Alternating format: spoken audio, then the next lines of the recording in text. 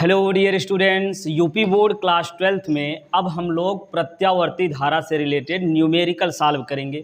अब देखिए इसमें न्यूमेरिकल कितने टाइप से आते हैं पहले ये समझ लीजिए। इसमें क्या है कि आपका ट्रांसफार्मर है जिसमें परिमाण अनुपात होता है ना। परिमाण अनुपात से रिलेटेड फार्मूला पहले समझ लीजिए, इससे रिलेटेड न्यूमेरिकल आते हैं। परिमाण अनुपात क्या होता है? द्वितीयक कुंडली में फेरों की संख्या और प्राथमिक कुंडली में फेरों की संख्या का अनुपात। अब देखिए ट्रांसफार्मर के बारे में आपको पता है कि एक उच्चाई ट्रांसफार्मर होता है, एक अपचाई ना। और ट्रांसफार्मर में दो कुंडलियां लगी होती हैं, एक प्राथमिक एक द्वितीयक। ठीक है, तो वहाँ तो बताएं, यहाँ केवल फार्मूला बता के न्यूमेरिकल सॉल्व करेंगे। ठीक है, तो जो प्राथमिक कुंडली होती है उसके लिए देखिए प्राइमरी हम पी का यूज करेंगे। ठीक है, यदि फेरों की संख्या लेनी है तो प्राथमिक के लिए फेरों की संख्या यानी पी। प्राथमिक कुंडली में बहने वाली धारा आईपी हो जाएगी। प्राथमिक कुंडली में प्रेरित विद्युत वाहक बल ईपी। प्राथमिक कुंडली का वोल्टेज वीपी कह लेंगे। ठीक है, अच्छा, और फिर प्राथमिक कुंडली से हम ये चीज़ लगाते हैं, है ना, क्या लगाते हैं? धारा, प्रत्यावर्ती धारा स्रोत को प्राथमिक कुंडली से जोड़ते हैं तो द्वितीयक कुंडली से हमको धारा प्राप्त होती है, वोल्टेज प्राप्त होता है। तो द्वितीयक कुंडली से जो प्राप्त होता है, देखिए यह बात याद रखनी है कि प्राथमिक कुंडली पर लगाया जाता है यानी निवेश किया जाता है, निवेशी होता है। और द्वितीयक कुंडली से प्राप्त होता है, क्या होता है? प्राप्त होता है। और द्वितीयक कुंडली से प्राप्त होता है द्वितीयक यानी सेकेंडरी के लिए यहाँ हम यस यूज करेंगे। ठीक है, यानी यस, और धारा क्या हो जाएगी? I S, voltage V S, है ना, ई एस, ये क्या है? प्रेरित विद्युत वाहक बल, और वोल्टेज क्या है? तो ये सारी चीज़ें हो गई। ये क्या हो गया? फेरों की संख्या, धारा, प्रेरित विद्युत वाहक बल, वोल्टेज प्राथमिक कुंडली का। और ये हो गया द्वितीय कुंडली के फेरों की संख्या, द्वितीय कुंडली में धारा, प्रेरित विद्युत वाहक बल और वोल्टेज। ठीक, अब प्राथमिक कुंडली में जो होता है वो क्या होता है? निवेशी होता है। क्या होता है? निवेशी। और द्वितीयक में क्या होता है? निर्गत होता है। तो चलिए फार्मूला क्या बनेगा? N S upon N P और E S upon E P V S upon V P, ये होता है। और यदि आदर्श ट्रांसफार्मर है, ट्रांसफार्मर को हम आदर्श मान करके ही चलेंगे। आदर्श ट्रांसफार्मर में क्या होता है? प्राथमिक कुंडली की शक्ति द्वितीयक कुंडली की शक्ति के बराबर होती है। क्या बराबर होती है? प्राथमिक कुंडली की शक्ति द्वितीयक कुंडली की शक्ति के बराबर होती है। प्राथमिक कुंडली की शक्ति ये किसके बराबर होती है? द्वितीयक कुंडली की शक्ति। तो अच्छा, प्राथमिक कुंडली क्या होता है? प्राथमिक कुंडली जिसमें क्या करते हैं? प्रत्यावर्ती धारा को निवेश कराते हैं, लगाते हैं, जोड़ते हैं। और द्वितीयक कुंडली से क्या होता है? हाँ, इससे प्राप्त होता है, ये निर्गत होता है, ये निवेशी होता है। और ये दोनों शक्ति बराबर होती है, यानी जो जितनी शक्ति निवेश की गई है उतनी ही शक्ति निर्गत होती है, उतनी ही शक्ति प्राप्त होती है। बहुत बढ़िया। तो ये प्राथमिक कुंडली की शक्ति जो होगी, अच्छा, शक्ति P बराबर फार्मूला हम लोग जानते हैं क्या होता है? वी आई ना, धारा और वोल्टेज का गुणा कर दिए, शक्ति मिल जाएगा।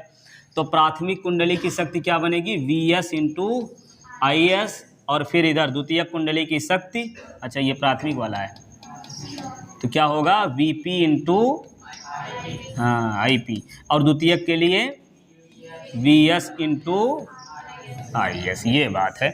अब देखिए यहाँ हमको मिला क्या? We S upon V P. तो यहाँ से we S upon V P हमको निकालना, तो कैसे निकालेंगे?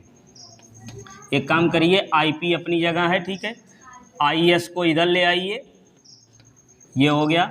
अब ये वी एस इसको इधर ले आइए, वी पी, यही ना। तो we S upon V P का मान कितना मिल गया? I P upon I S. तो यहाँ मिल जाएगा हमारा I P upon I S. तो ये फार्मूला है, ये आपको याद रखना है। ठीक, और इसके अलावा ये तो ट्रांसफार्मर से रिलेटेड हो गया। अब इसके अलावा जो है प्रत्यावर्ती धारा स्रोत का एलसीआर परिपथ और एलसी परिपथ है ना। तो एलसीआर परिपथ और एलसी परिपथ में आपको याद रखना प्रतिबाधा, क्या याद रखना है? प्रतिबाधा, कलांतर और शक्ति गुणांक। ठीक है, इससे रिलेटेड आता है। तो चलिए न्यूमेरिकल सॉल्व करते हैं, जहाँ जिस फार्मूले की ज़रूरत पड़ेगी वहाँ वो बताते चलेंगे। ठीक है, अच्छा, और इसमें देखिए इस सवाल में क्या कर रहे हैं, ट्रांसफार्मर की प्राथमिक कुंडली में धारा 0.8 एम्पियर से 0.2 एम्पियर तक 4 मिली सेकंड में घट जाती है। कितनी देर में? 4 मिली सेकंड में घट जाती है। तो देखिए प्राथमिक कुंडली में पहले धारा जो है 0.8 है, बाद में धारा 0.6 है ना, कितना 2 घटा देंगे तो 6 आएगा ना, ये इतना हो गया। और समय कितना लगेगा? 4 मिली सेकेंड। अब इस 4 मिली सेकेंड को सेकंड में बदल लो तो कितने से गुणा करेंगे? 10 की घात -3 सेकेंड हो गया ये भाई। ठीक, और क्या करें? द्वितीयक कुंडली में प्रेरित विद्युत वाहक बल ज्ञात करना है। तो द्वितीयक कुंडली में प्रेरित विद्युत वाहक बल E2 का मान निकालना है। हमको पता है क्या, ये देखिए कौन सी घटना हो रही है, प्राथमिक कुंडली में धारा का मान परिवर्तन हो रहा है, द्वितीयक कुंडली में प्रेरित विद्युत वाहक बल उत्पन्न हो रहा है। ये कौन सी घटना है? अन्योन्य प्रेरण। तो अन्योन्य प्रेरण होगा तो द्वितीयक कुंडली में देखिए हम लोग क्या पढ़े हैं, द्वितीयक कुंडली में ये जो विद्युत वाहक बल होता है ये कितना मिलता है? -dI1/dt। ठीक है, या फिर देखिए यहाँ से जो है एक परिभाषा भी आप निकाले थे, यम बराबर क्या मिलता है? E2/dI/dt ना। तो ये फार्मूला समझ लीजिए, ये आई है। अब देखिए यहाँ अन्योन्य प्रेरण गुणांक दिया हुआ है ना, यम का मान, तो यम बराबर कितना? 1.76 हेनरी। ठीक है, अब देखिए हमको तो लग रहा है सब चीज़ें मिल गई, DI अभी नहीं मिला है ना, DI प्राथमिक कुंडली में बहने वाली धारा में परिवर्तन। तो प्राथमिक कुंडली में बहने वाली धारा में परिवर्तन कितना हो जाएगा? देखिए धारा में परिवर्तन या कोई भी परिवर्तन जब निकालना होता है तो कैसे निकालते हैं? बाद वाले मान में से पहले वाला मान घटा देते हैं, मतलब I2 माइनस I1। तो ये हमारा बनेगा कितना? I2 0.2 माइनस, सही लिखे है ना I2 का मान, हाँ ठीक है। I1 कितना? 0.8। अब इसको घटाइए, कितना आएगा? 0.6 माइनस में। अब ये वैल्यू यहाँ पे रख दीजिए, आपका न्यूमेरिकल सॉल्व हो जाएगा।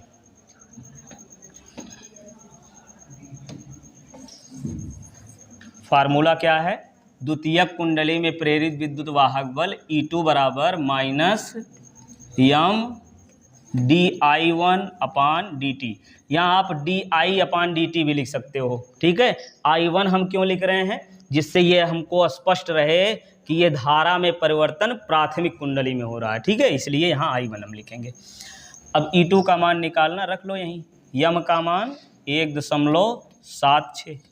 ठीक है, dI1 कितना मिलेगा? -0.6, और बटे में dt कितना है? 4 गुणे 10 की घात -3। यहाँ तक कोई डाउट तो नहीं है? अच्छा, ये माइनस माइनस हटा लो पहले, तो प्लस हो गया।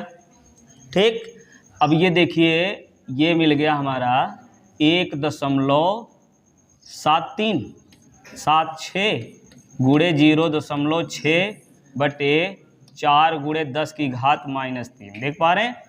अब यहाँ देखिए 2 अंक पर यहाँ दशमलव, 1 अंक पर यहाँ। यदि दशमलव से डर लग रहा है तो पहले इसको हटा दो। यहाँ 2 अंक पर है ना, यहाँ 1 अंक पर, इसका मतलब 1000 से ऊपर नीचे कर लो गुणा। 1000 मतलब 10 की घात 3, और नीचे भी 10 की घात 3। ठीक है, अब क्या मिलेगा भाई?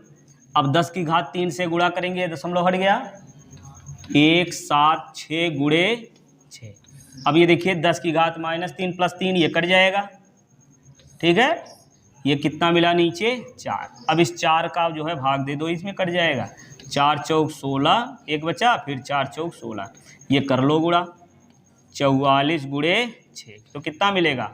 6 चौक 24, 2 बचा, और 6 चौक 24 2, 6 चौक 24 2, 26।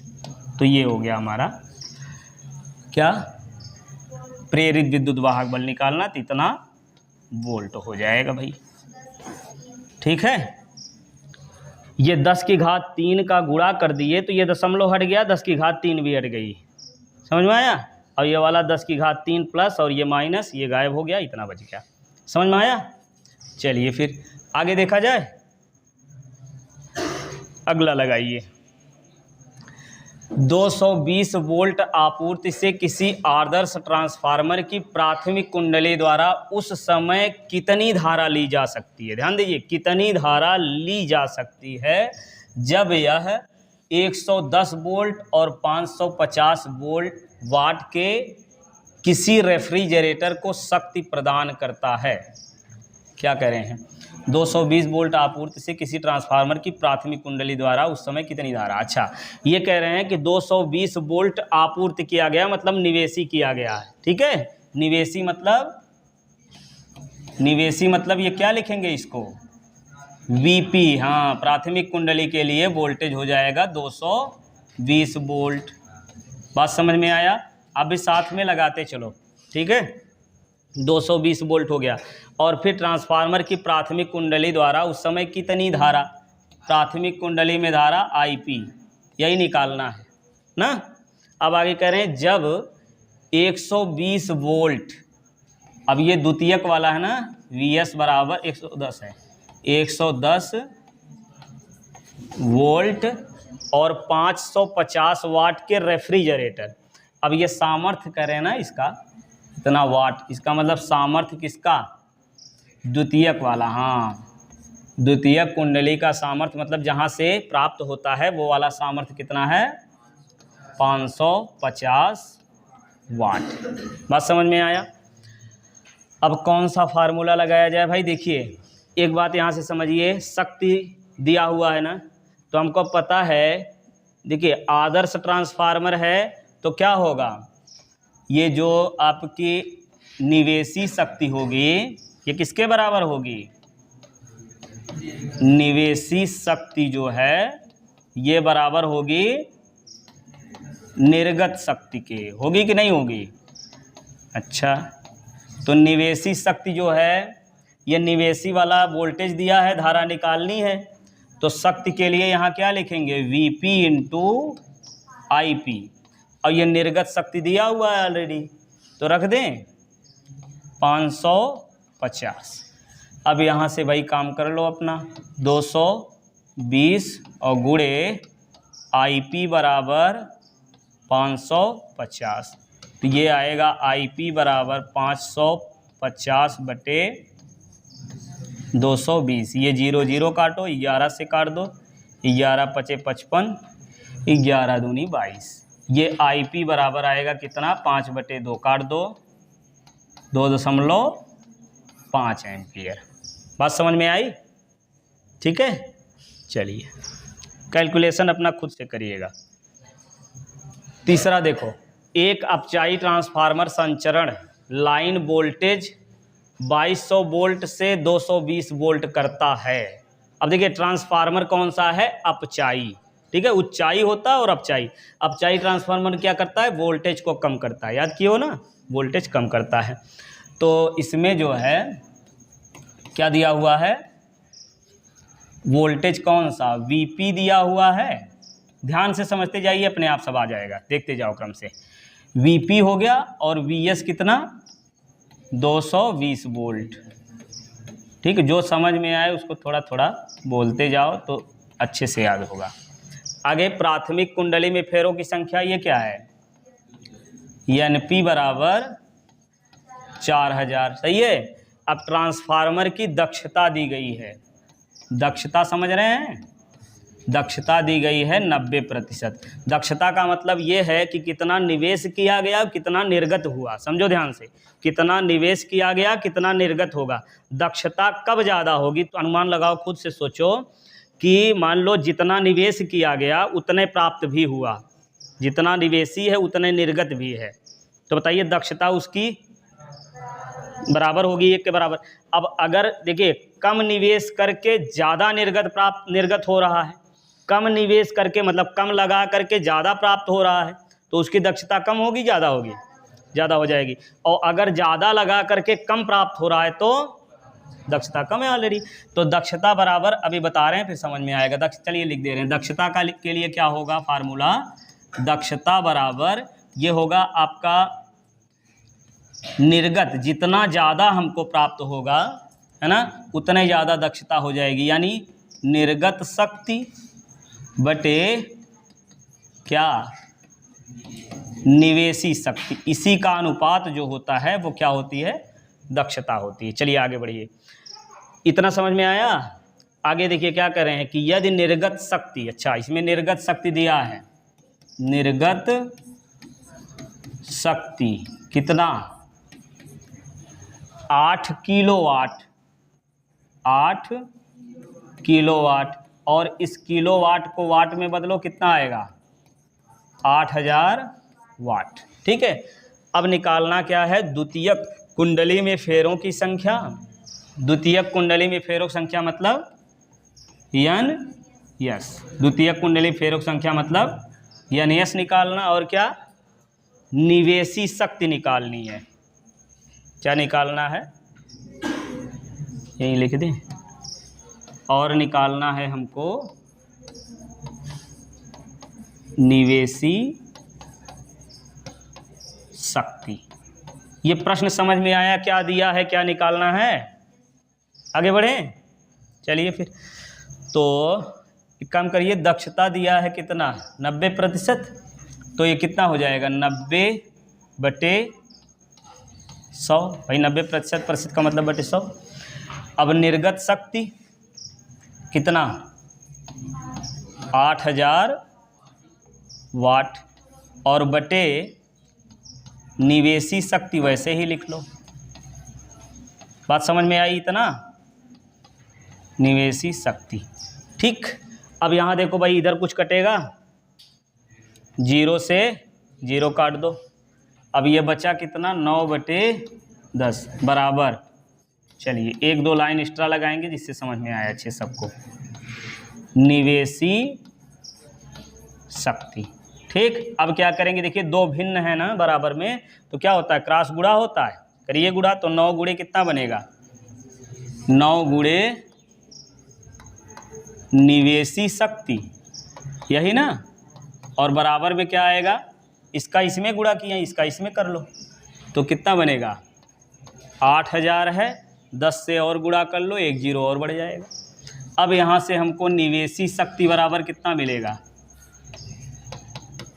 निवेशी शक्ति बराबर, ये पूरा 80,000 बन गया, बटे 9, तो 9 से भाग दो, 9 9 81, ज़्यादा हो जाएगा ना, 9 8 72, 8 बार गया, 9 8 72, 8 80, फिर 80 बन जाएगा, फिर 9 8 72, फिर 9 8 72, फिर 9 8 72, 8 आता जाएगा, 0.8 ऐसे लिख लो। ठीक है, इतना क्या आया, निवेशी शक्ति, इतना वाट हो गई।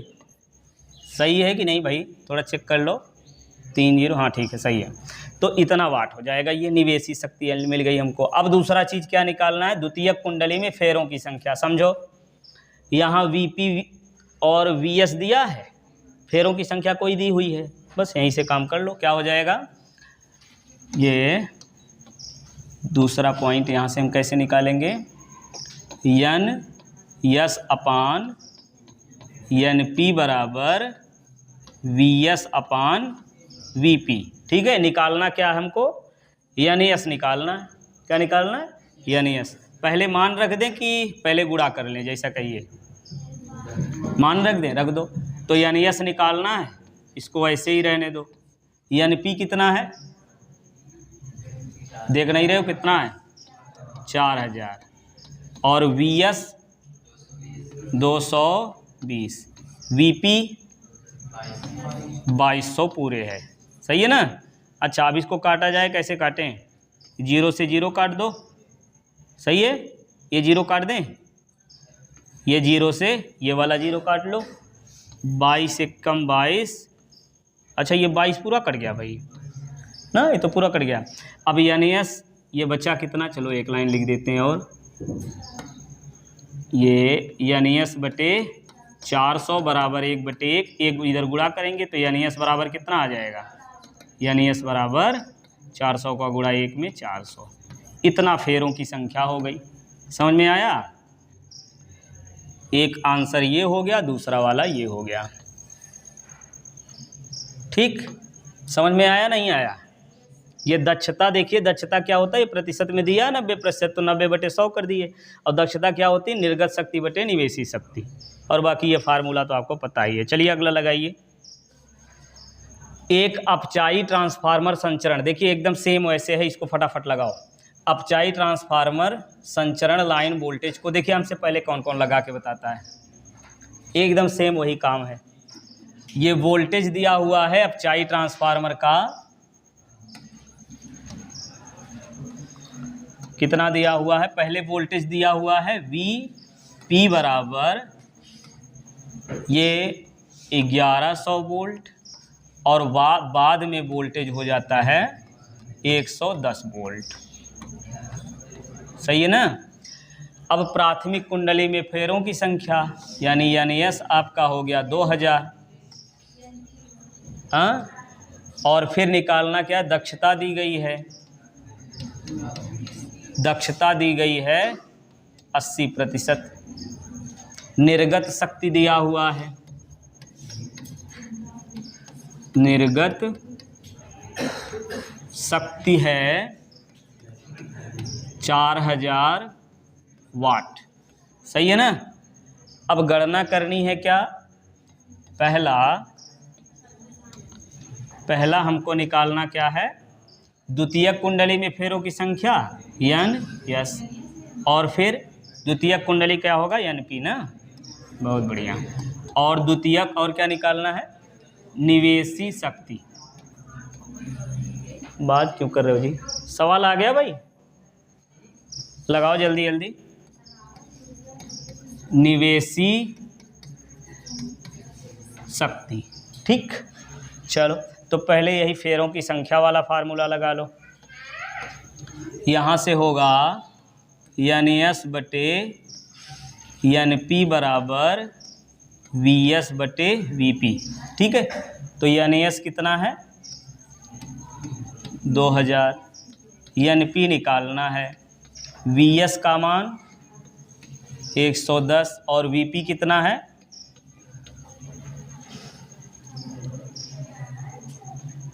अब ये 0 0 काट दें और ये 11 से काट दो, ये बचा कितना 10। ठीक है, अब क्या हो जाएगा, NP का गुणा इधर 1 में कर लो, NP बराबर, ठीक है, क्या है, अच्छा उल्टा लिख दिए क्या, चलो फिर से देख लो NS, अच्छा ये बात सही कह रहे हो। ये जो है क्या कहे, प्राथमिक कुंडली में फेरों की संख्या दिया हुआ है ना, वाह भाई, प्राथमिक कुंडली में फेरों की संख्या, वाह बहुत बढ़िया। अब निकालना क्या है, द्वितीयक कुंडली के फेरों की संख्या। चलो ये क्या होगा NS, चलिए अब रखिए यहाँ पे मान, NS कितना है यही निकालना है, और NP 2000 और VS 110, VP 1100, ये 0 से काट दो, ये 11 से पूरा ये काट दो, बचा 10, और 10 से ये 0 काट दो, है ना, इधर 1 1 बचा है, क्या बचा NS बटे 200 बराबर 1/1, गुणा करिए कितना मिलेगा, NS बराबर 200, कितने फेरे हैं 200 फेरे ये हो गए। ठीक, ये फेरों की संख्या, ये आंसर हो गया। अब दूसरा निकालना निवेशी शक्ति, ये वाला लगा लिए निवेशी शक्ति सब लोग, कितना आया, चलिए देखते हैं हम भी लगा के। दक्षता बराबर क्या होगा, फार्मूला निर्गत शक्ति बटे क्या, निवेशी शक्ति, यही ना। अब यहाँ रख दो वैल्यू, दक्षता कितनी है 80%, यानी 80/100, निर्गत शक्ति 4000, और ये निवेशी शक्ति ऐसे ही लिख लो। अब ये काटेंगे, काट दो ऐसे, 0 से 0 काट दो, ठीक है, और ये 8 × 5 = 40 और ये 1 0 ये बच जाएगा। ठीक है, अब यहाँ देखिए बचा क्या है, 1/100 बराबर 50 बटे निवेशी शक्ति। ठीक है, अब क्या करें, क्रॉस मल्टीप्लाई कर लो। कितना आएगा, निवेशी शक्ति बराबर ये 50 गुणे 100, ये आ गया 5000, ये शक्ति है ना वाट। ठीक है, ये 5000 वाट हो गया। आया समझ में? चलिए फिर आगे लगाइए। ये पांचवा आप लगाइए, एक आदर्श ट्रांसफार्मर के प्राथमिक और द्वितीयक कुंडली में फेरों की संख्या है ना। ये फेरों की संख्या देखिए, प्राथमिक कुंडली में NP, प्राथमिक कुंडली वाली फेरों की संख्या कितनी है, 2000, और द्वितीयक कुंडली में फेरों की संख्या 50 है। सही है ना। ट्रांसफार्मर के प्राथमिक व द्वितीयक कुंडली में फेरों की संख्या 2000 तथा 50 है ना। फिर प्राथमिक कुंडली को 120 वोल्ट के मुख्य स्रोत से जोड़ा जाता है ना, प्राथमिक कुंडली को उतने जोड़ा जाता है। इसका मतलब कौन सा वोल्टेज, ये प्राथमिक वाला 120 वोल्ट हो गया। सही है ना। अब द्वितीयक कुंडली ध्यान समझिए, द्वितीयक कुंडली में प्रतिरोध R होता है ना, द्वितीयक वाला RS कहते हैं, RS बराबर 0.6 ओम। ध्यान से समझो भाई, थोड़ा सा अलग है। इतने प्रतिरोध का बल्ब जोड़ा जाता है किससे, द्वितीयक कुंडली से इतने प्रतिरोध का बल्ब जोड़ा जाता है। गणना कीजिए कि द्वितीयक कुंडली के सिरों के बीच का वोल्टेज, एक एक चीज लगाते चले ना। देखिए, द्वितीयक कुंडली का वोल्टेज मतलब VS निकालना है। अब देखिए क्या दिया हुआ है, VP दिया है ना, तो इसकी सहायता से निकाल लो।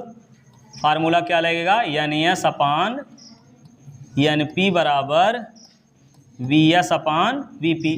NS कितना है 50, NP कितना 2000, VS वैसे ही लिख लो, VP कितना 120। ठीक है, अब ये काट के देखो, ये 0 से, या एक काम करिए पहले क्रॉस गुणा कर लो, अच्छा लगेगा देखने में। इधर गुणा होगा तो कितना, VS गुणे 2000 बराबर 50 गुणे 120। तो ये VS बराबर कितना मिल गया, 50 गुणे 120 बटे 2000, यही ना। ये 2 0 इससे कट गया, 5 से काट दो, 5 चौक 20 और 4 तियाँ 12। तो VS बराबर हमारा मिल गया 3 वोल्ट। यानी ये कौन सा 3 वोल्ट आया, द्वितीयक कुंडली का वोल्टेज मिल तो गया, द्वितीयक कुंडली वोल्टेज हो गया। फिर निकालना है बल्ब में धारा। बल्ब देखिए कहाँ जोड़ा गया है, द्वितीयक कुंडली में। तो द्वितीयक कुंडली में धारा हमको निकालनी है। द्वितीयक कुंडली में धारा के लिए क्या करोगे, द्वितीयक कुंडली में वोल्टेज दिया हुआ है, हाँ प्रतिरोध दिया हुआ है, ये लगा दो। V बराबर IR होता है ना, तो द्वितीयक कुंडली के लिए है तो ये लगा दो। VS बराबर कितना लिखेंगे, VS 3 वोल्ट, IS यही तो निकालना है धारा, प्रतिरोध दिया है 0.6 ओम। ठीक है ना। अब कितना मिल जाएगा, IS बराबर, ये देखिए ये वाला जाएगा इधर, बटे में हो जाएगा, तो 3 बटे 0.6, 10 से गुणा कर लो, गुणे 10 गुणे 10। अब ये 10 से गुणा करिए तो 30 आएगा ना, इसमें 10 से गुणा करेंगे, एक अंक दशमलव हट गया हमारा, 6 पच्चे 30, ये कितना हो गया, 5 एम्पियर की धारा हो गई। ठीक, फिर क्या कह रहे हैं, प्राथमिक कुंडली में धारा। तो प्राथमिक कुंडली में धारा कैसे निकालोगे, हाँ, ये द्वितीय कुंडली में धारा मिल गई। प्राथमिक कुंडली में धारा कैसे मिलेगा, कई तरीके से निकाल सकते हो। इसमें चूंकि दिया हुआ देखिए NS NP दिया है, तो NS NP की सहायता से भी धारा निकाल लो, शक्ति की सहायता से भी धारा निकाल सकते हो। चलो NS NP कई बार लगाया हो वो आसान लगेगा। NS upon NP equal to IP upon IS। अब देखिए NS कितना है, बोलते जाओ भाई, 50 बटे 2000। IP कितना है वही निकालना है, प्राथमिक कुंडली में धारा, और IS 5। अब ये गुणा कर लो तिरछा, तो कितना बन जाएगा 2000 गुणे IP बराबर 50 गुणे 5। अब ये IP बराबर कितना बनेगा 50 गुणे 5 बटे 2000, यही ना। ये 0 से 0 काट दो, 5 से काटो, 5 चौक 20, एक 0 बचा, 5 अठे 40। तो IP का मान मिला कितना 1/8, यही रहने दें, 1/8 एम्पियर रहने दो, या फिर 1 में 8 से भाग दे तो हो जाएगा। फिर आगे क्या करें, प्राथमिक व द्वितीयक कुंडली की शक्ति। वाह, प्राथमिक और द्वितीयक कुंडली की शक्ति निकालनी है। तो प्राथमिक कुंडली की शक्ति क्या बनेगी, ये चौथा वाला, ये तो हो गया तीसरा। प्राथमिक कुंडली की शक्ति, प्राथमिक कुंडली की शक्ति, प्राथमिक कुंडली की शक्ति कितनी बनेगी, P बराबर VI होगा। प्राथमिक कुंडली में वोल्टेज और गुणे प्राथमिक कुंडली में धारा। प्राथमिक कुंडली में वोल्टेज कितना है 120 गुणे IP 1/8। ये काट लेंगे ना, कितने से काटें, 4 से, 4 दूनी 8 और ये 4 तियाँ 12, ठीक है। ये आएगा कितना, 2 से काटिए कितना बचेगा 15 क्या वाट। इसी प्रकार से द्वितीयक कुंडली की भी शक्ति निकाल लीजिएगा। कैसे, द्वितीयक कुंडली की शक्ति हो जाएगी VS इंटू IS। VS कितना है पता है, ये 3 वोल्ट, और IS प्राथमिक कुंडली में धारा कहाँ आई है, अभी नहीं पता क्या, चाहिए है तो 5। तो कितना हो जाएगा, अरे भाई एक काम करिए, तो निकालने की ज़रूरत ही नहीं थी। देखिए प्राथमिक कुंडली की शक्ति 15 वाट आया है, तो द्वितीयक कुंडली की भी तो शक्ति उतनी ही होगी, क्योंकि ट्रांसफार्मर आदर्श है। समझ गए, निकाल लिए, कोई बात नहीं। द्वितीयक कुंडली की शक्ति प्राथमिक कुंडली की शक्ति के बराबर आ गई है, मतलब सवाल सही लगाए हो। ठीक, चलो अगला देखो अब। वाह भैया वाह। चलिए, ऊंचाई ट्रांसफार्मर के प्राथमिक द्वितीयक कुंडली में फेरों की संख्या का अनुपात। ध्यान समझो भाई, प्राथमिक और द्वितीयक समझते जाओ, नोट कर लेना अपना। NP अपान NS ना, प्राथमिक और द्वितीयक कुंडली फेरों अनुपात 1 कितना 200। ये बात जिसको ना समझ में आए बताए, ये समझ में आया, नहीं समझे। देखो, ऊंचाई ट्रांसफार्मर में प्राथमिक तथा द्वितीयक कुंडली में फेरों की संख्या का अनुपात, अनुपात माने होता है बटे, और किसका अनुपात, प्राथमिक कुंडली और द्वितीयक कुंडली में फेरों की संख्या का अनुपात। प्राथमिक कुंडली में फेरों की संख्या NP, द्वितीयक कुंडली में फेरों की संख्या का NS। इसी का तो अनुपात कह रहे हैं NP अपान NS, और कितना कह रहे हैं 1/200। तो 1/200 अनुपात माने बटे होता है भाई, ठीक है। आया नहीं आया, चलो अब इसे 200 वोल्ट तथा 2 एम्पियर की प्रत्यावर्ती धारा मेंस से जोड़ दिया जाता है। ध्यान समझो भाई, ये ऊंचाई ट्रांसफार्मर है जिसमें फेरों की संख्या इस अनुपात में है, इसको जोड़ा जाता है, समझ रहे हैं। जो जोड़ा जाता है वो प्राथमिक वाले में, द्वितीयक वाले में, हाँ बहुत बढ़िया, प्राथमिक वाले में जोड़ा जाता है। तो ये प्राथमिक वाला वोल्टेज VP कितना हो जाएगा 200 वोल्ट, और ये धारा 2 एम्पियर कौन सी है, कौन सी एम्पियर, ये प्राथमिक वाला है ना, तो IP हो जाएगा, जोड़ दिया जाता है। अब क्या करें, द्वितीयक कुंडली में अधिकतम धारा आ जाएगी ना। द्वितीयक कुंडली में धारा देखिए, ये फार्मूला लगाइए, ये वाला NS अपान NP, ठीक है। या तो देखिए NP अपान NS दिए हैं ना, वही लगा दो, क्या दिक्कत है, दोनों तरफ ऊपर कर लेना वही। NP अपान NS बराबर क्या हो जाएगा IS अपान IP। धारा में केवल उल्टा होता है, बाकी तीनों में तो सेम होता है ना, तो ऐसे कर लो, क्या दिक्कत है। IP अपान NS अपान NP अपान NS कितना है 1/200, और IS निकालना है, यही गड़बड़ कर दिए क्या, द्वितीयक कुंडली, हाँ वही तो निकालना है। IP कितना है 2 एम्पियर, सही है ना। अब ये गुणा कर लो भाई, तो 200 गुणे आई एस बराबर 2, तो ये आई एस बराबर 1/, नहीं, ये 2/200, ये 2 से काटिए 1 और ये आएगा 100, तो ये आई एस बराबर कितना मिला, ये मिल गया आई एस बराबर 1/100, 100 से भाग दीजिए 0.01 एम्पियर। ये बात समझ में आई नहीं भाई? 100 से भाग दोगे 2 अंक दशमलव इधर जाएगा, 1 2, ये हो गया, तो इतनी धारा हो गई। ठीक है, बस धारा ही निकालना था।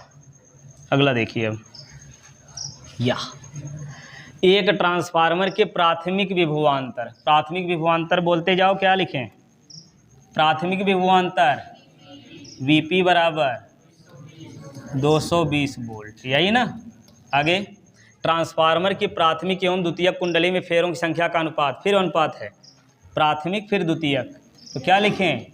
Np/Ns बराबर 1/50। फिर आगे, प्राथमिक में धारा, वही सवाल है, Ip बराबर 20 एम्पियर, केवल अंक बदला हुआ है, 20 एम्पियर बह रही। ट्रांसफार्मर में शक्ति क्षय को नगण्य मानते हुए, नगण्य मानते हुए इसका मतलब क्या है? ये ट्रांसफार्मर आदर्श है। ठीक है, शक्ति व्यय नहीं हो रही है। अब द्वितीयक में विभवांतर निकालना है। पहले तो क्या निकालना है? द्वितीयक में विभवांतर Vs निकाल लेंगे ना। कैसे? जल्दी जल्दी बताओ। Np/Ns बराबर Vp/Vs, Np/Ns लिखेंगे 1/50, ठीक है ना। Vp 220, हाँ, और Vs निकालना, निकाल लो। Vs का गुणा 1 में, Vs बराबर 220 गुणे 50। ये वोल्टेज बहुत ज़्यादा हो गया, कुछ गड़बड़ हुआ क्या? सही है ना? रुको मिला लो यार। प्राथमिक द्वितीयक कुंडली में फेरों की संख्या का अनुपात 1/50 है। प्राथमिक में धारा, ठीक है, ठीक। द्वितीयक कुंडली में विभवांतर निकालना है, ठीक। तो ये हो जाएगा 0 0, 5 दूनी 10 और 5 दूनी 10, 1 11। वाह भैया, ये तो बहुत ज़्यादा वोल्टेज है। ठीक है, 220 वोल्ट से इतना बढ़ा दिया। कौन सा ट्रांसफार्मर है? आदर्श ट्रांसफार्मर। ऊंचाई एक अपचाई ट्रांसफार्मर है, वोल्टेज को बढ़ा रहा है ऊंचाई ट्रांसफार्मर। और अगर ऊंचाई ट्रांसफार्मर है तो फेरों की संख्या किस में ज़्यादा होती? प्राथमिक में, द्वितीयक में? द्वितीयक कुंडली में फेरों की संख्या ज़्यादा होती है ऊंचाई ट्रांसफार्मर में। तो देखिए, द्वितीयक में फेरों की संख्या ज़्यादा है और ये ट्रांसफार्मर ऊंचाई है, यानी विभव को बढ़ा रहा है। समझ में आया ना? हाँ, देखिए, हमको ये डाउट हो रहा था, इतना ज़्यादा विभव कैसे आया। समझिए, डाउट का समाधान कैसे होगा? वोल्टेज बढ़ गया, वोल्टेज बढ़ गया तो चेक करो कि ट्रांसफार्मर कौन सा है। ऊंचाई होना चाहिए, ट्रांसफार्मर ऊंचाई होना चाहिए। और अगर ट्रांसफार्मर ऊंचाई है तो द्वितीय कुंडली में फेरों की संख्या भी ज़्यादा होनी चाहिए, जो कि है भाई 50 गुना है। क्या है? 50 गुना है। तो ये 50 गुना धारा भी बढ़ जाए, वोल्टेज भी बढ़ जाएगा। वोल्टेज कितने गुना बढ़ेगा? 50 गुना। देख रहे हो, 50 गुना बढ़ जाएगा ऐसे। चलिए आगे देखें। ये 8वां, एक ऊंचाई ट्रांसफार्मर के प्राथमिक व द्वितीयक कुंडलियों में फेरों की संख्या इतनी है, यदि प्राथमिक में 120 वोल्ट प्रत्यावर्ती वोल्टेज मतलब विभवांतर लगाया जाए तो परिणमन अनुपात, और द्वितीयक कुंडली में, द्वितीयक में क्या करना है? वोल्टता निकालनी है। निकाल लोगे ना? चलिए, क्या क्या दिया हुआ पहले इसको लिखिए। पहले अनुपात नहीं, इसमें दिया है फेरों की संख्या। तो प्राथमिक में फेरों की संख्या 100 और द्वितीयक कुंडली में फेरों की संख्या 400। सही है। और प्राथमिक में वोल्टेज Vp कितना है? 120 वोल्ट, यही ना। अब क्या निकालना है? परिणमन अनुपात। भाई परिणमन अनुपात क्या होता है? R बराबर Ns/Np, Ns/Np। तो Ns कितना? 400 और Np 100। ये काट दो, कितना आएगा? 4। परिणमन अनुपात ये हमारा आ गया 4। परिणमन अनुपात कितना आएगा? 4। और फिर और क्या निकालना है?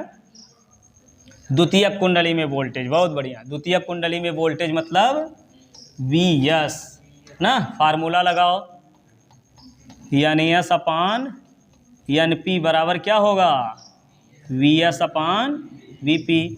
Ns 400, ऐसे बोलते जाओ क्रम से भाई, समझ में आएगा। देखो Np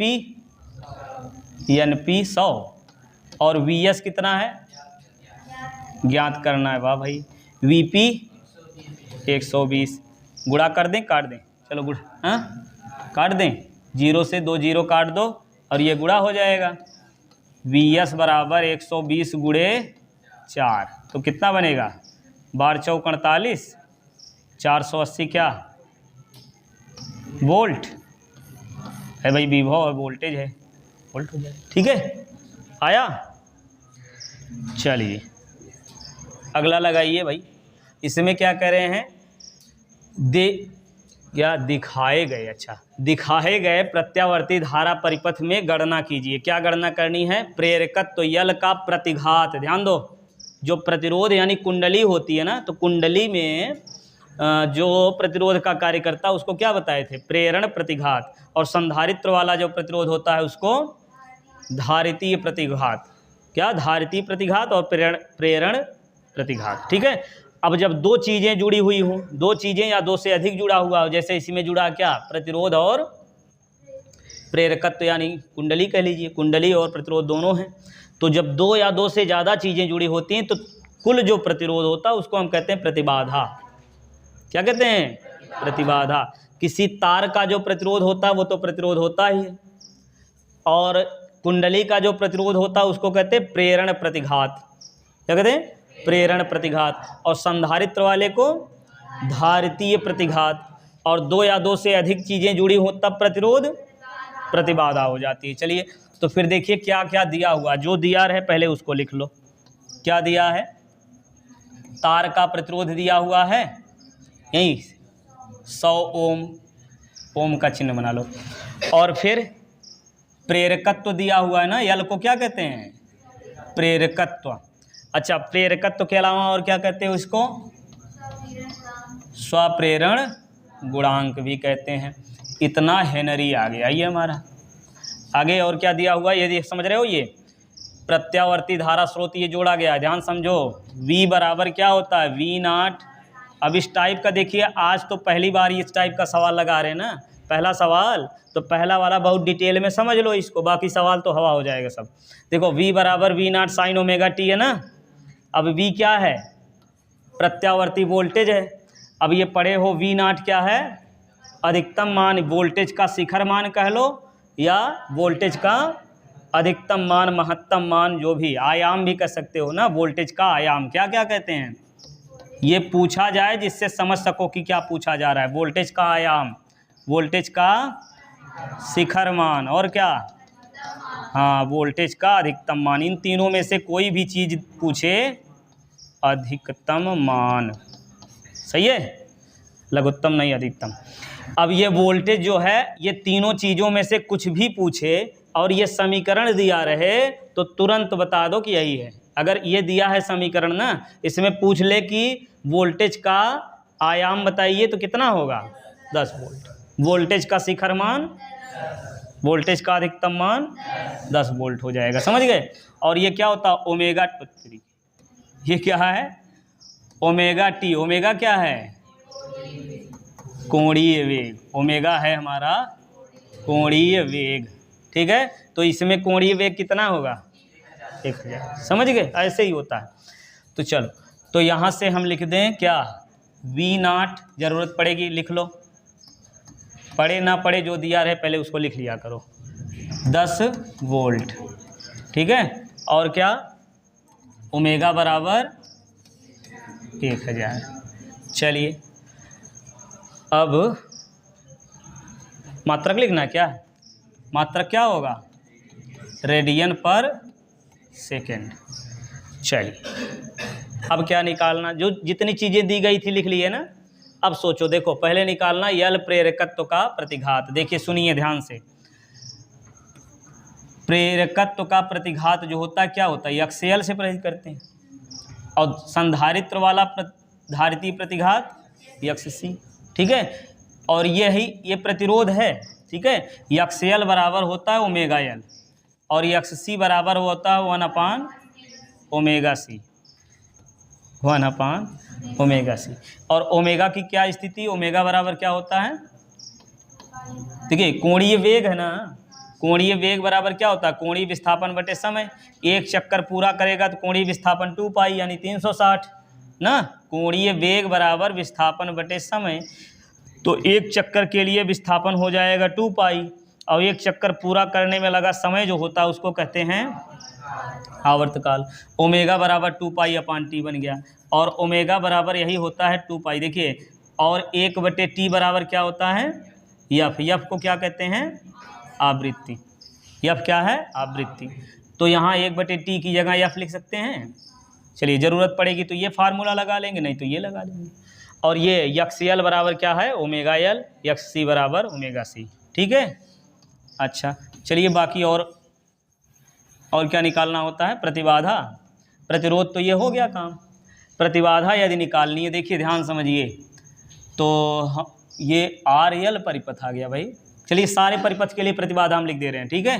देखो आर एल यदि निकालना है, यल आर परिपथ, देखिए यल आर परिपथ में जो प्रतिबाधा होगी वो कितनी होगी, बता दे कैसे होगी। चलिए कैसे होगी ये भी देख लो।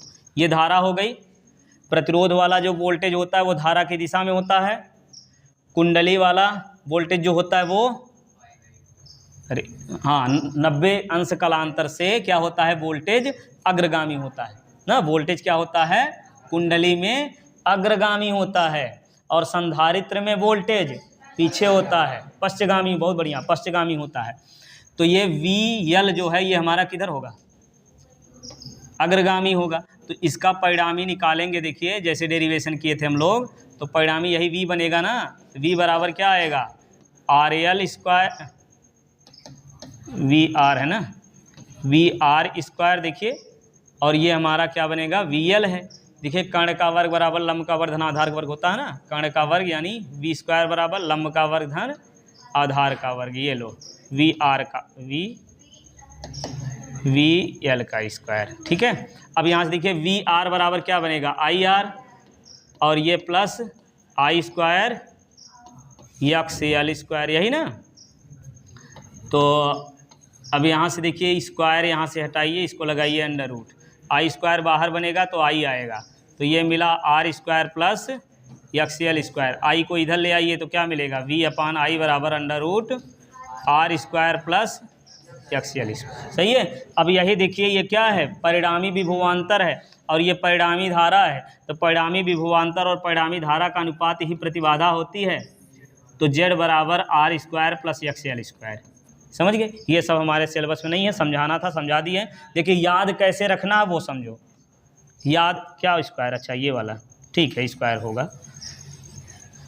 चलो देखो याद कैसे रखना है, यहाँ पे हम लिखते जाएंगे। एक फार्मूला हम लिखेंगे, अगला वाला खुद से सोच के लिखोगे। देखो यल आर परिपथ है, इसके लिए जेड बराबर आएगा R square plus X L square, ठीक।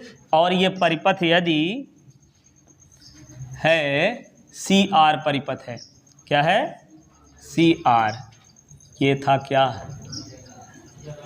रुको थोड़ा देखने में भी तो अच्छा लगना चाहिए।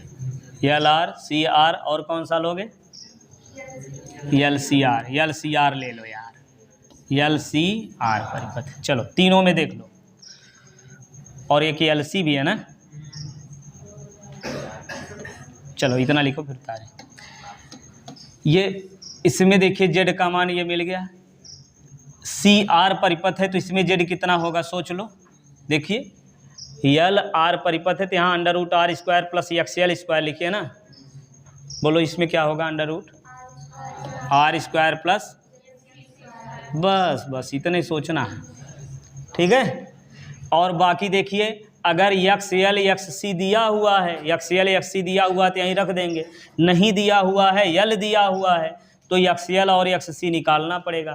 तो यक्स एल निकालेंगे कैसे, ओमेगा एल से, यक्स सी निकालेंगे 1 ओमेगा सी से, ठीक है। चलिए यल सी आर परिपथ में जेड, ये वाला तो आपको याद ही होगा, पहले आर स्क्वायर तो लिखना ही है और प्लस इन दोनों का परिणामी कितना बनता था, XL माइनस XC का स्क्वायर। इतने तो है फार्मूला भाई, समझ गए। चल, और कलांतर भी लिख दें क्या, कलांतर इसमें निकालना है, हाँ निकालना है। तो LR परिपथ के लिए कलांतर देख पा रहे हो, ये धारा हमारी होती है, फिर से देखो VR और ये ऊपर होगा VL, यही ना। इसको पूरा करेंगे तो ये परिणामी V बनेगा, यही फाई, यही कलांतर होता है बीच का कोण, ठीक है। तो यहाँ यदि कलांतर समझिए, कलांतर वैसे tan फाई से निकालते हैं, किससे निकालते हैं, tan फाई से। अगर तुमको लग रहा है कि cos फाई आसान है निकालना, तो cos फाई से भी फाई का मान निकाल सकते हो। हमको यही कोण चाहिए फाई, समझे, फाई यही है कलांतर। तो tan बराबर क्या होता है, लंब बटे आधार, क्या होता है, लंब बटे आधार, यानी VL अपान VR, यहाँ से निकाल सकते हैं। और अगर प्रतिरोध दिया हुआ है तो क्या होता है, IXL अपान IR, ये कटेगा तो क्या मिलेगा, XL अपान R, समझ गए। तो ऐसे सभी परिपथों के लिए होगा। चलिए अब सवाल लगाएं, फिर जहाँ जो ज़रूरत पड़ेगी लिखते चलेंगे, ठीक है। चलिए इसमें देखिए क्या निकालना, पहले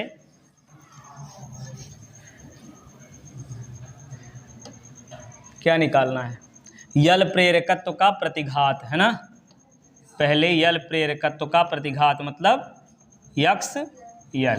XL बराबर फार्मूला अभी बताए, ओमेगा L, ओमेगा का मान दिया हुआ है।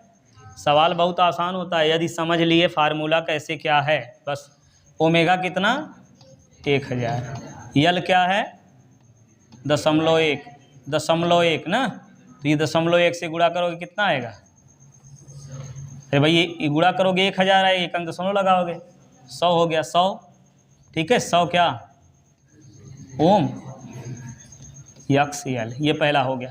दूसरा लगा के देखो, परिपथ में धारा का शिखर मान, धारा का शिखर मान यहाँ समझना है। धारा का अधिकतम मान अगर निकालना है मतलब I0, चूँकि I के रूप में तो ये दिया नहीं है, तो I बराबर होता है V अपान R। तो I0 बराबर होगा V0 अपान R। तो R कौन सा R, ये वाला R कि फिर ये XL वाला R, या फिर जो निकलेगा Z वाला R, हाँ Z होगा भैया। तो दोनों चीज़ें जुड़ी हुई है ना, तो जो परिणामी प्रतिबाधा होगी वही ना यहाँ नीचे लिखेंगे। तो प्रतिबाधा निकाल लो, V0 दिया हुआ है तो रख दो 10, और Z की जगह क्या लिखें, √R² प्लस XL²। या तो एक काम कर सकते थे कि Z का मान पहले निकाल लेते, यहाँ रख देते। चलिए अब यहाँ शुरू किए तो यहीं लगा देते हैं। तो 10 बटे √ कितना, R का मान कितना है 100 का वर्ग कर लो, और प्लस, ठीक है, XL का मान कितना दिया हुआ है, अच्छा ये भी 100 है, यहाँ स्क्वायर लगेगा।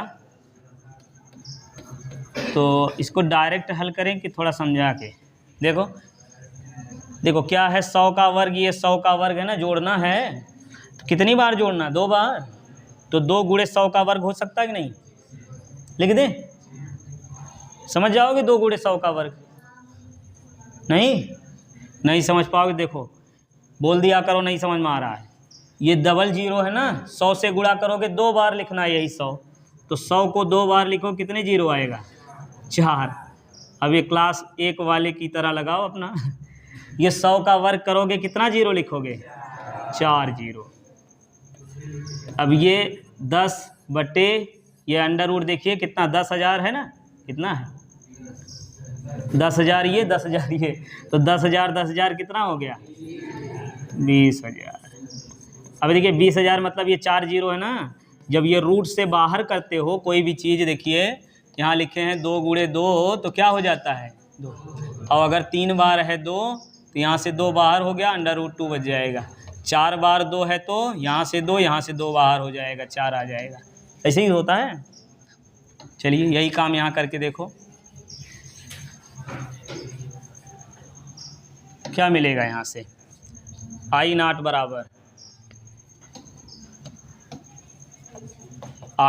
बराबर 10 बटे, अब देखिए 2 जीरो है ना तो बाहर बन करके, अच्छा यहाँ लिखे हैं, यहीं लिख लो पहले, ये 100 बाहर आएगा और करड़ी में क्या बचेगा 2, 0 0 काट दें, ये हो गया। अब बचा कितना है, कितना बचा है 1/10√2। ठीक है, ये हो जाएगी धारा का शिखर मान। ठीक है, और ज़्यादा इसको हल करें कि रहने दें। अगर हल करना है तो √2 से ऊपर नीचे गुणा कर लो, ये 10 और नीचे √2 से गुणा करोगे तो आएगा √2/10 गुणे 2। अब ये कितना बिना √2/20। अरे भाई इससे ज़्यादा मत लगा, बहुत है, इतना एम्पियर लिख लो। ठीक है, ये क्या मिल गया, धारा का शिखर मान या अधिकतम मान। कुछ छूटा है क्या अभी? ये दूसरा वाला संपूर्ण परिपथ की प्रतिबाधा निकालनी थी, उसको तो निकाले ही नहीं, यहाँ निकाले हो, अपना निकाल लेना। ठीक है, जेड का मान क्या है √r² + XL²।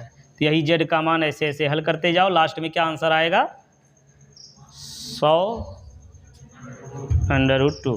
ठीक है ना, आ जाएगा ना जेड का मान। चलिए, लगाई गई वोल्टता तथा परिपथ में धारा, परिपथ की धारा में कलांतर है, वोल्टेज और धारा के बीच कलांतर निकालना है। तो देखिए कलांतर तभी निकाल पाओगे जब ये फिगर बनाने आता रहेगा, और इसमें बनाने में कुछ है नहीं ज़्यादा। धारा इधर दिखा दो और प्रतिरोध वाला वोल्टेज जो है वो VR बना लो, और ये कुंडली वाला जो वोल्टेज होगा वो आगे होता है ना। ये कैसे याद करोगे, संधारित्र बताए थे ना, संधारित्र में धारा आगे होती है, वोल्टेज पीछे होता है। संधारित्र में कौन आगे होता है, वोल्टेज पीछे होता है। अब जब संधारित्र में धारा आगे होती है तो कुंडली में कौन आगे होगा, वोल्टेज आगे होगा 90 अंश। तो कुंडली वाला वोल्टेज VL को आगे कर लो। अब ये समांतर चतुर्भुज जब पूरा करोगे तो ये परिणामी ये जो है V बन जाएगा। यही होता है फाई का मान, यहाँ फाई जो होगा, यही फाई जो है यही होता है कलांतर। अब देखिए यहाँ से VL, फाई का मान निकालना है तो tan फाई ले लो। tan फाई बराबर क्या बनेगा, यहीं लिख दें क्या, tan फाई बराबर, tan बराबर लंब बटे आधा, लंब कितना है PL/VR, और VL क्या है IXL/IR। I से I काट दो तो ये क्या मिला, tan फाई बराबर, अच्छा XL पता है हमको, R भी पता है, रख लेना, तो XL/R। तो अब tan फाई बराबर क्या आएगा, XL कितना है 100 और R कितना है 100 से 100 कटा, कितना मिला 1 ना।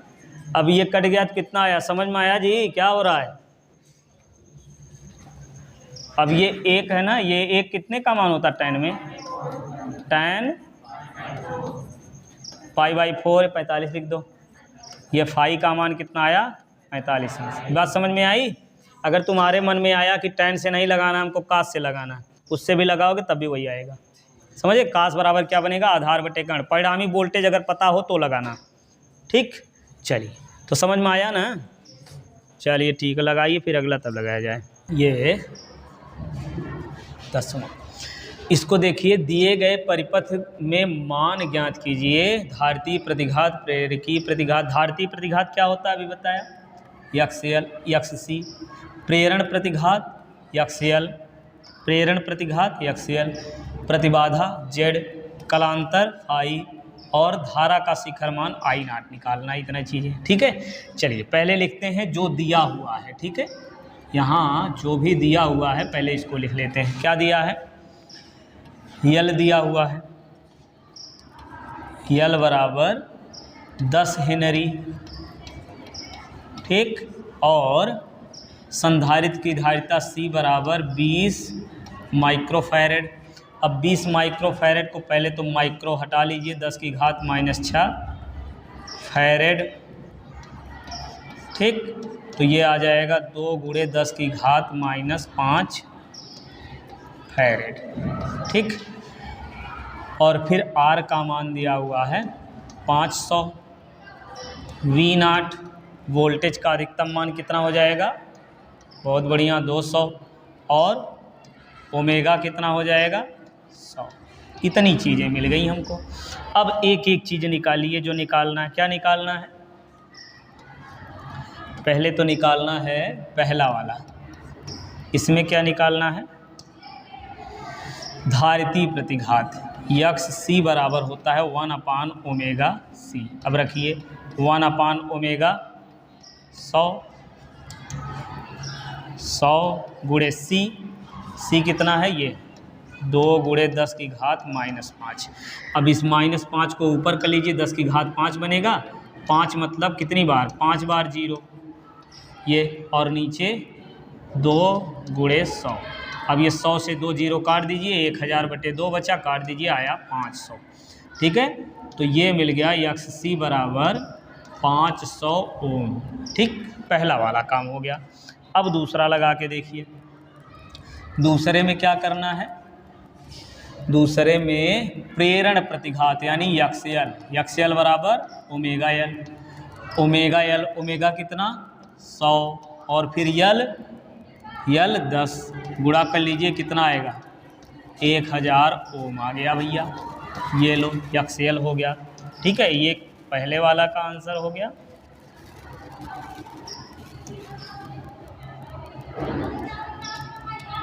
चल, ये पहले का आंसर हो गया और ये दूसरे का आंसर हो गया। ठीक, चलिए अब तीसरा देखिए। तीसरे में क्या कह रहे हैं? तीसरे में कहा जा रहा है परिपथ में प्रतिबाधा। ये z बराबर क्या होगा? √। देखिए तीनों चीज़ें जुड़ी हुई हैं, अभी बताया, r² plus X L minus X C का स्क्वायर। अब ये वैल्यू रख दीजिए क्रम से। r का मान कितना लिखेंगे? r कहाँ गया? 500, और प्लस यक्स एल 1000, यक्स सी ये भी 500। अब ये देखिए बन जाएगा आपका 500 का वर्ग, और ये धन ये भी 500 का वर्ग। अब ये वर्ग है तो इसको 2 बार लिख सकते हैं ना, 2 गुणे 500 का वर्ग। अब वर्ग है तो जो भी 2 बार लिखा हो √ के अंदर उसको बाहर करके 1 बार कर सकते हैं। 500 करड़ी में 2, ये z आ गया इतना ओम। ठीक, तो ये तीसरे का आंसर हो गया। अब ठीक है ये। ठीक, अब आगे क्या करना है? और धारा और वोल्टता के बीच कलांतर। अब कलांतर निकालने के लिए देखिए समझिए, कलांतर के लिए ये ग्राफ बना लीजिए, सबसे आसान पड़ेगा। ये धारा इधर दिखा दिए, ठीक है। नेक्स्ट पेज पे लगाएं क्या? चलिए अगले पेज पे लगा लेते हैं। यहाँ पे हम दिखा दे रहे हैं ये आपकी धारा I, ठीक, और तीनों परिपथ है तो प्रतिरोध वाला वोल्टेज धारा की दिशा में होता है, और संधारित्र वाला वोल्टेज पीछे होता है, और प्रेरकत्व वाला यानी कुंडली वाला वोल्टेज VL आगे होता है। अब दोनों का परिणामी बन जाएगा VL माइनस VC। क्या बन जाएगा परिणामी? परिणामी बन गया VL माइनस VC। अब इससे समांतर चतुर्भुज पूरा कर लीजिए, ये परिणामी वोल्टेज हो जाएगा, ये आपका VL माइनस VC, और ये परिणामी धारा ना, ये वोल्टेज, दोनों के बीच का कलांतर फाई। अब जो भी चीज़ें निकालिए। तो कलांतर पहले पूछ रहे हैं ना, तो एक काम करिए, tan फाई ले लीजिए। tan फाई बराबर क्या? tan बराबर लंब बटे आधार, तो VL minus VC upon VR। तो VL क्या होगा? I X L minus I X C upon I into R। I common लेके काट देंगे तो X L minus X C upon R बन जाएगा। अब यहाँ देखिए यक्स एल और यक्स सी का मान हमको पता है। यक्स एल का मान अभी निकाले थे कितना? यक्स एल 1000 और यक्स सी 500। तो रख लीजिए यक्स एल 1000 माइनस 500 और बटे R। प्रतिरोध कितना है? ये प्रतिरोध जो है देख रहे हैं 500, बटे में 500 लिख दीजिए, ये बटे में 500। अब ये काटिए, 1000 में से 500 घटाइए, आएगा 500 बटे 500, काट देंगे तो कितना मिल जाएगा? 1। यानी नीचे से लिखेंगे tan फाई बराबर 1। तो tan फाई बराबर 1। tan कितने का मान 1 होता है? 45 अंश। तो ये फाई का मान आपका आ गया 45 हर्ट्ज। बस ऐसे ही लगाना है सारे सवाल, ठीक है। चलिए अगला देखिए, इसमें क्या लगा रहे हैं। तीसरा भी हो गया। चौथा, धारा और धारा का शिखर मान। धारा का शिखर मान निकालना है जी। धारा का शिखर मान तो V बराबर होता है IR, तो I बराबर क्या होगा V/R, ठीक है। तो धारा का शिखर मान I0, तो वोल्टेज का शिखर मान और टोटल Z हो जाएगा। वोल्टेज का शिखर मान पता है शायद हमको ना, यहाँ से देखिए वोल्टेज का शिखर मान V0 200 और प्रतिबाधा Z का मान 500 करड़ी में 2 रख लीजिए। वोल्टेज कितना था, ये 200 और नीचे 500, ये 500 करड़ी में 2, 2 जीरो काट दीजिए, आएगा 2/5 करड़ी में 2, तो ये आ गया 2 करड़ी में 2 और नीचे 5 करड़ी में 2 गुणे करड़ी में 2, तो ये आएगा 2 करड़ी में 2 बटे, ये 2 आया 5 दूनी 10, तो ये आ गया करड़ी में 2/5। इससे ज़्यादा आप नहीं लगाएंगे, हो गया बहुत, ठीक है। या फिर 10 से भाग दे दो, 0.2 करड़ी में 2, ठीक, सही है ना। चलिए कैलकुलेशन इसका कर लेना, ठीक होगा। ये धारा का अधिकतम मान आ गया और ये कलांतर हो गया, ठीक है, ये कलांतर हो गया। आगे बढ़ें, समझ में आ गया होगा। आगे देखिए, ये 11वां सवाल, दर्शाए गए परिपथ में वोल्ट मीटर 20 वोल्ट पढ़ता है। इस परिपथ में जो वोल्ट मीटर 30 वोल्ट पढ़ता है, V0 का मान निकालना। तो जो भी पढ़ता है, ये बात दिमाग में रखिए, परिपथ में जो वोल्ट मीटर जो है, जो भी पाठ्यांक पढ़ता है वो VRMS होता है, यानी वोल्टेज का वर्ग माध्य मूल मान, यानी धारा के वर्ग के औसत मान का वर्गमूल जो होता है, उसी चीज़ को ये पढ़ता है वोल्ट मीटर। और इसी तरीके से एमीटर भी क्या पढ़ेगा, प्रत्यावर्ती धारा स्रोत में एमीटर क्या पढ़ेगा, धारा का वर्ग माध्य मूल मान। बहुत बढ़िया। तो ये आपका वोल्टेज का वर्ग माध्य मूल मान ये दिया हुआ VRMS बराबर 30, ठीक। और जो है V0 निकालना है, तो हम फार्मूला जानते हैं VRMS = V0/√2। तो VRMS ये आपका आ जाएगा कितना, 30। तो चलिए हम फार्मूला की तरह बना ले पहले। V0 निकालना, तो V0 बराबर इधर गुणा हो जाएगा VRMS × √2। VRMS कितना है 30 और ये करड़ी में 2, तो ये आपका V0 का मान आ गया, यानी वोल्टेज का शिखर मान ये मिल गया आपका, ठीक। बस इतने करना इसमें भैया, बस दिमाग रहे अगर क्या, वोल्ट मीटर जो पढ़ता है पाठ्यांक वो VRMS होता है, ये √3 रख दिए, वैल्यू रख दिए, आ गया आपका, ठीक है। चलिए अगला देखते हैं। अब ये 11वां के बाद ये 12वां प्रश्न, किसी परिपथ में धारा तथा वोल्टता समीकरण निम्नलिखित हैं। धारा देखिए इस प्रकार से दिया हुआ है। अब ये धारा दिया हो तो धारा का अधिकतम मान ये हो जाएगा, कोणीय वेग ये हो जाएगा, कला ये हो गई धारा की, ठीक है। और वोल्टेज की क्या स्थिति है, और वोल्टेज का अधिकतम मान जो है, वोल्टेज का अधिकतम मान ये हो गया, कोणीय वेग इतना हो गया, कलांतर इतना हो गया। अब चलिए जो भी पूछ रहे हैं क्रम से निकालिए। धारा का शिखर मान कह रहे हैं, तो धारा का शिखर मान कितना होगा, धारा का शिखर मान यानी I0 बराबर हो जाएगा कितना, I = I0 sin ωt ना, तो I0 की जगह कितना 3.5 एम्पियर। कोई दिक्कत यहाँ से देखिए, I धारा के लिए I = I0 sin ωt होता, I0 की जगह इतना 3.5 है। धारा का शिखर मान ये आपका आ गया, ठीक। पहले का आंसर आपको ये मिल गया, ठीक है। दूसरे का देखिए, दूसरे में क्या निकालना, धारा का वर्ग माध्य मूल मान। तो धारा का वर्ग माध्य मूल मान कैसे निकालेंगे, IRMS = I0/√2। तो I0 कितना हो गया 3.5 और /√2, ये हो गया भैया इतना एम्पियर धारा का वर्ग माध्य मूल मान।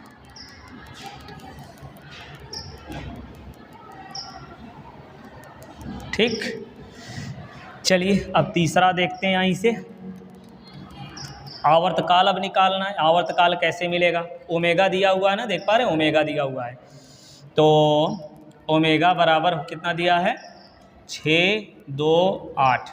ठीक, अब ओमेगा टी देखिए, ओमेगा टी ओमेगा की जगह कितना 800, तो 628 ओमेगा हो गया। आवर्तकाल निकालना है, ओमेगा बराबर होता है 2 पाई/T। ठीक, तो टी बराबर क्या होगा 2 पाई अपान ओमेगा।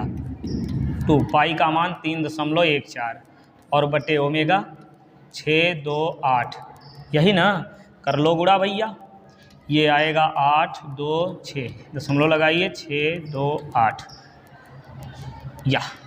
अब क्या करेंगे भैया, 100 से गुणा कर लो, 628 हो जाएगा और इधर 100 से गुणा करोगे तो 628 गुणे 100, अब ये आपका कट गया तो बचा 1/100, 1/100 मतलब इतना सेकंड, ठीक है, 10 की घात -2 सेकंड, यही लिख लो, इसको लिखो या फिर इसको लिखो। तो ये टी का मान आपका आ गया 10 की घात -2 सेकंड, ठीक, ये तीसरे का आंसर मिल गया आपका, ठीक है। चौथा क्या करें, अच्छा चौथा यही ना, धारा और वोल्टता के बीच कलांतर। तो कलांतर देखिए, धारा और वोल्टता के बीच कलांतर कैसे निकालेंगे, चौथा है, चौथा वाला इसमें निकालना है, चौथा जो है इसमें धारा व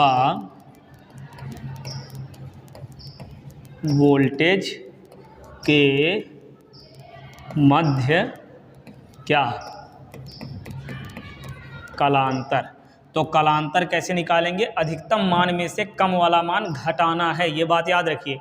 जब इस तरीके से समीकरण दिया हो और कलांतर पूछे तो अधिकतम वाले में से कम वाला घटा देना है भाई। अधिकतम मान कितना, देखिए प्लस वाला है ना, उसको लिखिए तुरंत 30, घटाने के लिए माइनस लिखोगे, घटाना किसको, -30, तो -30 ऐसे। अब घटा के देखिए कितना आएगा, 30, ये माइनस प्लस 30 कितना हो गया, 60 अंश। समझ में आया, ये कलांतर आपका आ गया 60 अंश, ठीक। आगे बढ़े, समझ में तो आ गया होगा यार, नहीं समझ में आया फिर से पीछे करके देख लो, वैसे जितना बता रहे डिटेल में बता रहे हैं, क्या मतलब बार बार एक ही चीज़ बताने का, ठीक है। चलिए अगला देखिए, एक प्रत्यावर्ती धारा स्रोत के वोल्टेज व धारा के समीकरण निम्नलिखित हैं, तो कलांतर और परिपथ की शक्ति निकालनी। कलांतर तुरंत निकालो भाई, V व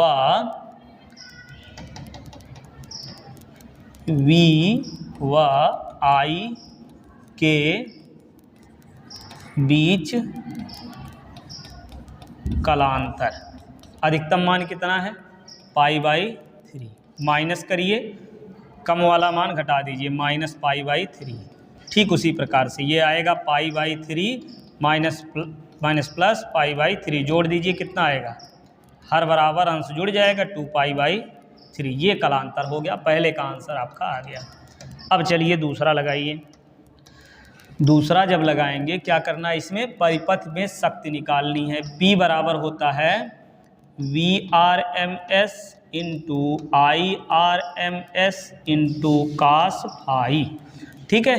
तो VRMS कितना बनेगा, अच्छा VRMS तो दिया नहीं, तो इसकी सहायता से हम यहाँ निकालेंगे V0 का मान, ये V0 का मान जो है वो कितना हो जाएगा 110, I0 का मान कितना बनेगा 11, बहुत बढ़िया। चलिए सॉल्व करिए फिर यहाँ पे, VRMS कितना बनेगा V0/√2 और ये I0/√2 cos फाई, कलांतर कितना आया 2π/3, तो V0 110/2 और गुणे 11/2 और ये cos पाई माइनस π/3, ठीक है, 3 पाई, 1 पाई घटेगा 2π/3 आ जाएगा।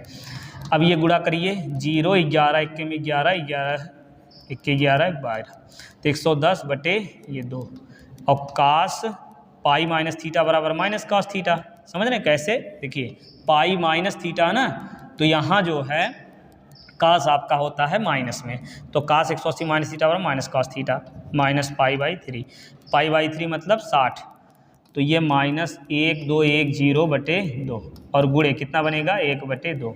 अब यही जो है 1210 माइनस में 2 दूनी 4, ठीक है। अब ये अपना गुणा कर लीजिए, आ जाएगा, ठीक है, भाग दे दीजिएगा, अब इसको हम नहीं करेंगे, इसको अपना कर लीजिए।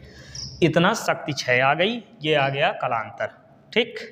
चलिए अगला देखिए, 14 इसमें क्या कह रहे हैं, प्रत्यावर्ती स्रोत का विद्युत बल है, विद्युत बल का परिपथ, विद्युत बल तथा परिपथ का शक्ति गुणांक ज्ञात कीजिए। अच्छा कुछ नहीं, इसमें शक्ति गुणांक निकालना है। शक्ति गुणांक मतलब कास फाई। तो कास फाई के लिए क्या चाहिए, चलिए तीनों चीज़ें जुड़ी हैं,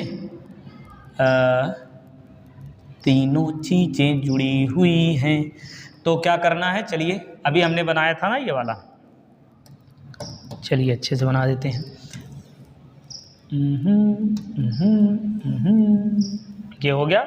इसमें जो है ये धारा की दिशा हो गई, वी आर, वी सी किधर होगा, नीचे की ओर, वी एल किधर होगा, ऊपर की ओर। इन दोनों का परिणामी हो जाएगा वी एल माइनस वी सी। ठीक है, समांतर चतुर्भुज कर दीजिए पूरा, ये परिणामी वोल्टेज हो जाएगा, ये वी एल माइनस वी सी हो जाएगा। ये हो गया आपका कलांतर। इसमें हमको निकालना कास फाई। कास फाई का मान होता क्या है बता दीजिए, कास बराबर आधार बटे कर्ण, आधार कितना वी आर और कर्ण वी। ठीक है, कास बराबर आधार बटे कर्ण, तो वी आर तो ऐसा कुछ दिया नहीं है, तो एक काम, अच्छा दिया है क्या, नहीं दिया है, ओहो, परिणामी विभवांतर भी निकालना है। V square equal to under root क्या बनेगा, V L minus V C का स्क्वायर और प्लस वी आर का स्क्वायर।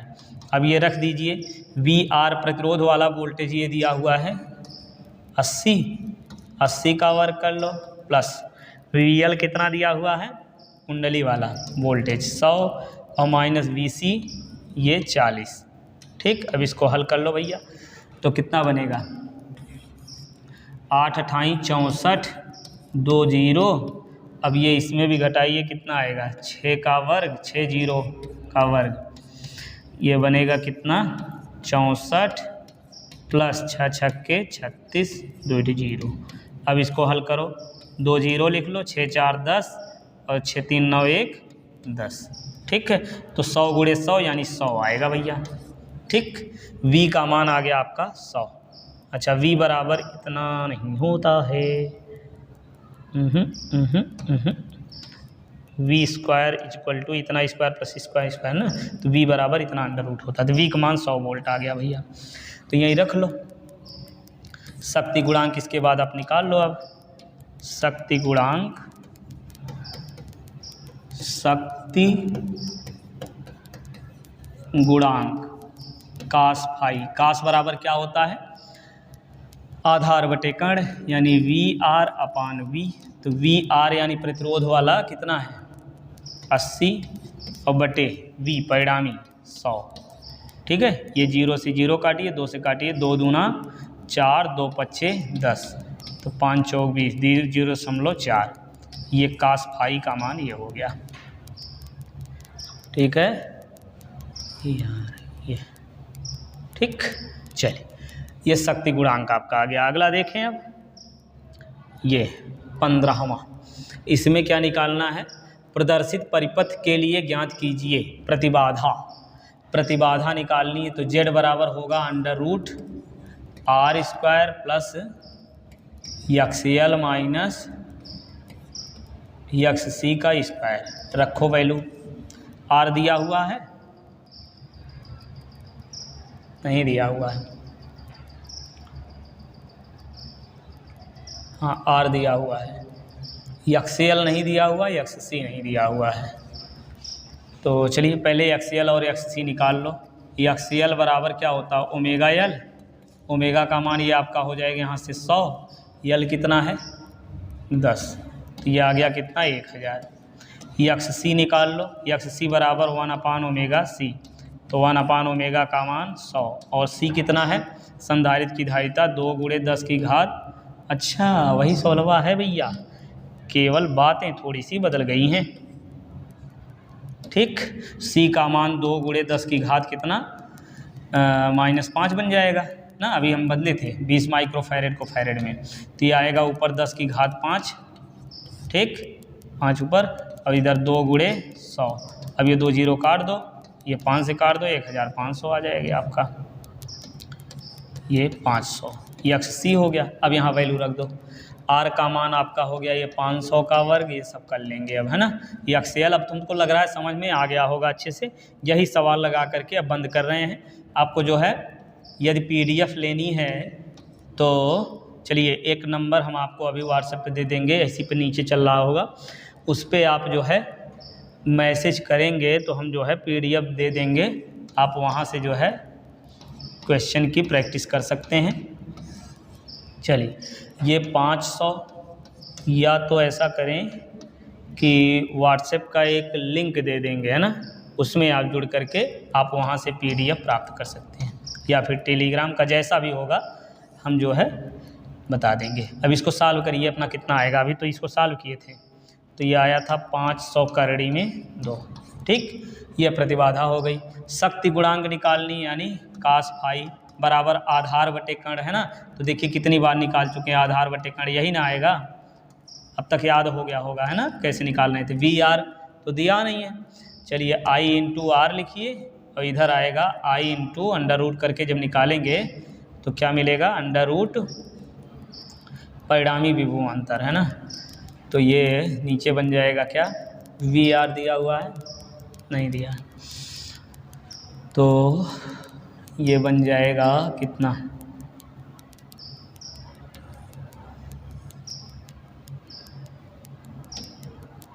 VR बटे ये बनेगा अंडर रूट, I को बाहर करिए, ये बनेगा R square plus XL minus XC का स्क्वायर। ठीक, लंबटे आधा tan से ही लगा लिए होते। चलिए शक्ति गुणांक निकालना तो यही करिए। और VR वगैरह क्या लिखेंगे, I इंटू आर, I से I आपका कट गया तो R बटे under root R square plus, अच्छा R स्क्वायर क्या मतलब, Z लिख लो भाई, क्या लिख दें, Z लिख दें इसकी जगह, देख पा रहे हैं। ये आपका हो गया R बटे Z, तो R का मान कितना है प्रतिरोध वाला 500 और बटे Z का मान 500 करड़ी में 2, तो ये हो गया कास फाई। ठीक, 500 500 काटिए 1/√2, तो ये शक्ति गुणांक आपका आ गया कितना, कास फाई बराबर 1/√2। ठीक, ये आपका हो गया हल।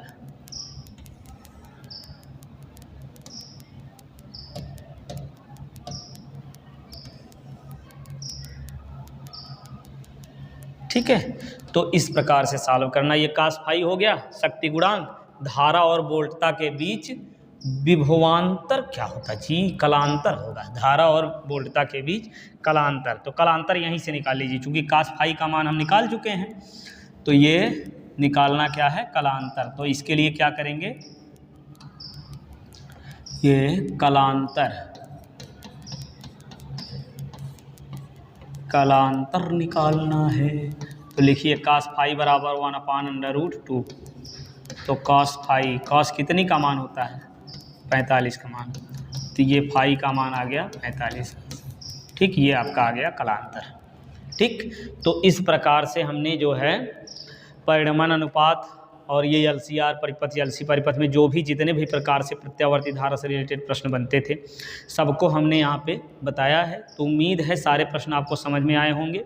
तो चलिए पढ़ते रहिए, स्वस्थ रहिए, मस्त रहिए, मिलते हैं फिर नेक्स्ट वीडियो में।